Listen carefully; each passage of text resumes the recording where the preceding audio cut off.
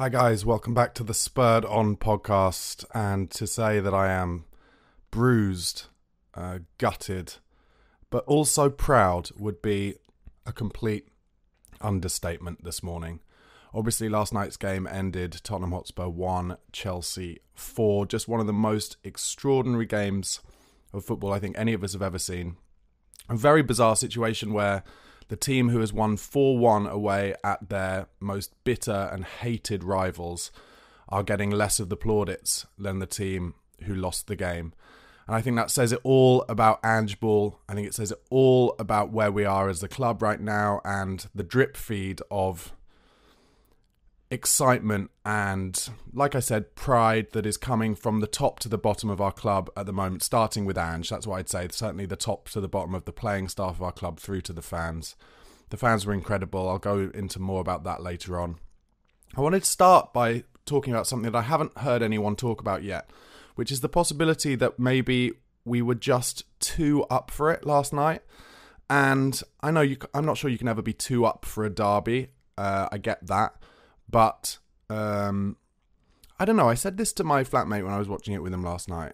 Obviously, there's all the Remembrance Day services, the playing of the last post before the game. And we hear a lot, and we've heard a lot about the things that Ange Postecoglou uses to motivate his players. And I wonder, I've got no evidence to back this up, but I wonder whether he used the time around Remembrance Day and the playing of the last post and talking about people who have sacrificed themselves for their country, for their team, for their teammates as motivation, because the way the players just attacked that game and flew into challenges just really gave me the idea that there was an extra element of motivation there. I don't know, like I said, it could be complete bollocks as far as I know, but were we just a bit too up for it, which kind of showed in that early Destiny Udogie two-footed challenge, and of course Christian Romero doing Christian Romero things.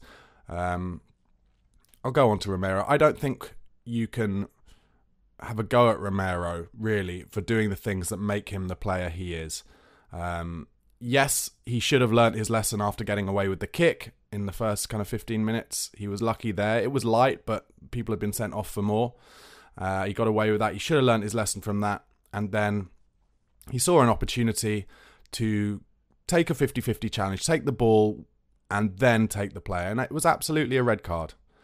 VAR were absolutely right to turn it round. It was a red card and it was a penalty. And it was madness because we got away with the fact that they'd scored, from the shot from Caicedo, which was deemed offside. And, that could be deemed fortunate. And unfortunately, Romero still managed to turn that fortune into a goal. But like I said, it's hard to have a go at him because that's the player he is. And we love him for it. And yeah, he's been sent off 4 times since he's come to Spurs. I believe that is the highest amount of any player in that time. But that's who Romero is. And believe it or not, I still believe he's kind of toned down his aggression this season. But last night's Chelsea game was a match too far in terms of that. Destiny Udogie's red card, that was also a red. 2 yellows. He was lucky to get away with his 2-footer early on as well. I do think that was him protecting himself. I don't think he was trying to hurt Sterling. I think he thought it was going to be a 50-50 and he just in the last minute thought, I better put both my studs up there to protect myself from a 50-50. But still, that could easily have been a red card in the current laws of the game and the way that the referees are and the VARs are. He was very fortunate. And then that second half yellow was kind of mad. I think that came from the fact that he'd actually done brilliantly to get himself in the right position to stop what seemed a certain goal on the attack whilst we were having our high line.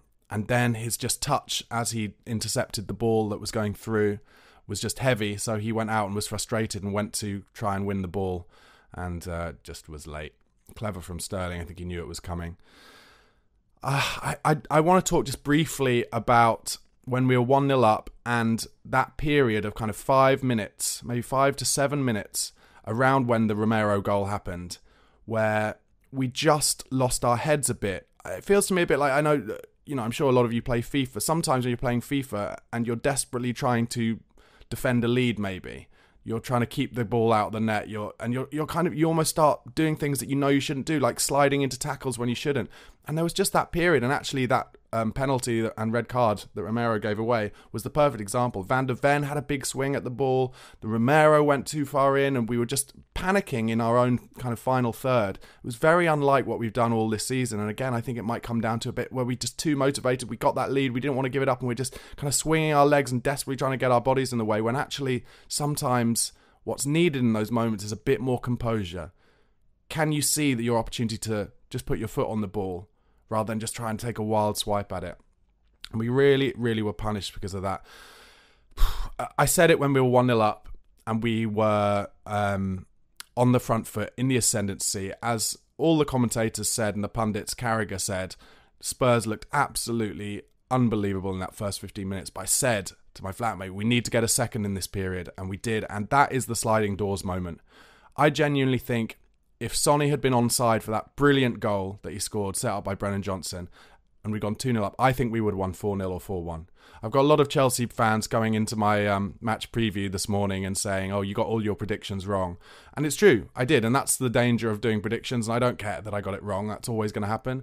But honestly, that sliding doors moment of that Sonny goal, if we'd gone 2-0 up then, I think all of that kind of panic that was caused and the red cards wouldn't have happened. I think we would run 4 or 4-1, 4-0, 4-1, something like that.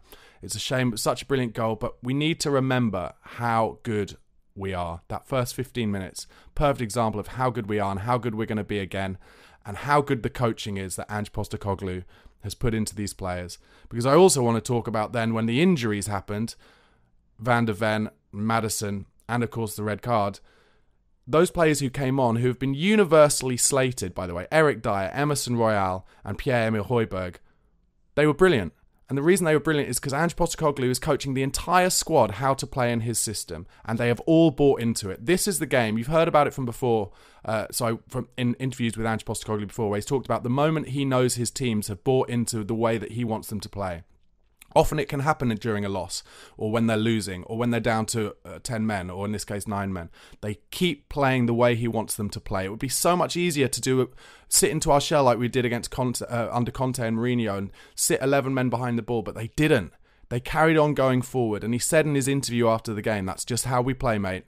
We'd do the same with 5 men if we had all 6 men sent off. And it's hard to watch, I admit it. It is hard to watch, giving them so much space, but that is vital in terms of then going forward, playing the way he wants to play, and never ever taking a step back. And I love it. It's bruising today, of course it is. Losing 4-1 to your biggest rivals, it's bruising, it's gutting, but incredibly impressive that Ange has got full buy-in from all those players, including Dyer, Royal and Højbjerg, who are the players who potentially could be the most annoyed at not having much game time this season, especially Eric Dyer. Very impressed with him. Very impressed indeed. And I'm fully with Ange when it comes to the VAR stuff as well. Talking about respecting the referees. Absolutely. We deserved to have those men sent off last night. He didn't come out and complain about it like some other managers do. And he's absolutely right. There'll be no chance for referees going forward if every single Premier League manager slags them off. Because think about what that's doing in grassroots football. So fair play to Ange for coming out and saying that. And I'm with him as well on the fact that, the decisions were right last night, but the time that it takes, it's true. How do you get any rhythm in a game if every 10 minutes you're stopping for 6 minutes, 7 minutes at a time? Anyway, mentioned it already. That high line we played, it is hard to watch, but it's very exciting. And I, for one, don't want to go back to Conte ball. I tweeted it after the game last night.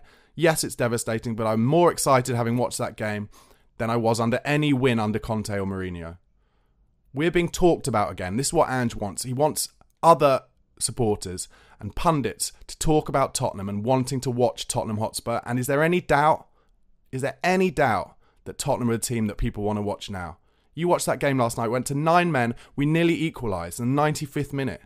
We nearly equalised with 9 men a couple of times. What an unbelievable manager. Got to talk about Big Vicario. He's just going from strength to strength. I actually hadn't seen a lot of his sweeper keeping this season yet so far, but last night it was like he totally knew what he had to do. He had to be 10 yards forward than he would normally be and just take risks. I thought he was going to get himself sent off at one point because he was just coming every single time, but his decision-making was absolutely top-notch. It was incredible.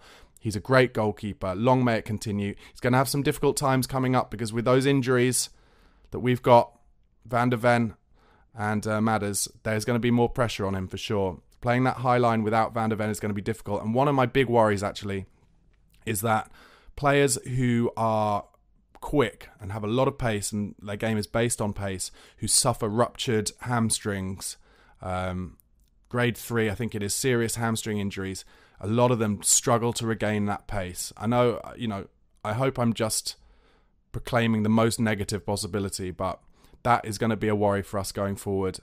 I hope it's not as bad as it looks and that he's back relatively soon, but I fear it's going to be 3 months. He's going to need surgery and the hamstring has come off the muscle or the bone. That would be a big loss for us and we're already short. But we've got to get behind Eric Dyer, who's going to be coming in for him. Romero's also going to be out. Maybe Ashley Phillips is going to have to play. Got to get behind these players. But the one thing I know, they have been coached to play in this way and they will be doing that. So we support them. Ange will support them, take responsibility for any mistakes. And I think we'll be fine. The fans were unbelievable last night. It was incredible. What a turnaround this is from a year ago and the last 4 or 5 years. Incredible to see us behind them. I think other fans will be absolutely jealous of what it's like at the Tottenham Hotspur Stadium at the moment, supporting the club as a whole, every single player, the style of play, the manager. It's incredible. Going forward, it's going to be difficult against Wolves. Richarlison has come out today and said he's going to have to get a pelvic surgery as well, so that's another man down. So opportunities, like I said, Eric Dyer, Ashley Phillips, Emerson Royale, they'll all have to play, I think. Brian Hill. Is it a chance now for Brian Hill to start on the left? And maybe, I don't know, maybe Deki Kulusevski comes into midfield if Maddison's injured and Brennan Johnson goes to the right. It's very possible. But I think, because of Ange's coaching, we don't need to worry so much. Each game is going to be hard, of course it is, but I think we can do it. I'm very excited now to see the squad players. How good can they be? Can they play themselves into the first team? What does it mean for our season? I'm still confident. We're 11 points clear of Chelsea still. I think similar to Man United. We've had a great start. Now we're going to have to roll with the punches, and we've got the right man in charge to roll with those punches. I think winning the title is going to be difficult. We already knew that, but can we get a result against Wolves at the weekend? I'll do a match preview further down the line on Friday, but if we can go there and get a win, it's all about how we bounce back from this result. We didn't deserve the result. It's just the way it went. We were too up for it. We had men sent off. It happens. Now, how do we bounce back? Can we go to Wolves, turn them over at their own place, and then go into that next game? Man City, is it? No, Villa before Man City. Villa at home. It'll be a difficult one. But if we could get 2 wins from here, it would show just how brilliant this Spurs squad are under Ange Postecoglou. Anyway, guys, thank you so much for listening and watching, as ever. If you're listening to this on the podcast platforms, please do come to YouTube, youtube.com/@BarnabySlater_ and vice versa. If you're watching this on YouTube, please can you subscribe or follow on the podcast platform so you can listen to this when you're out running or out in the car, anything, be that on Spotify, Apple Podcasts, Google Podcasts. Just search for the Spurred On podcast. Thank you so much for your support. Come on, you Spurs.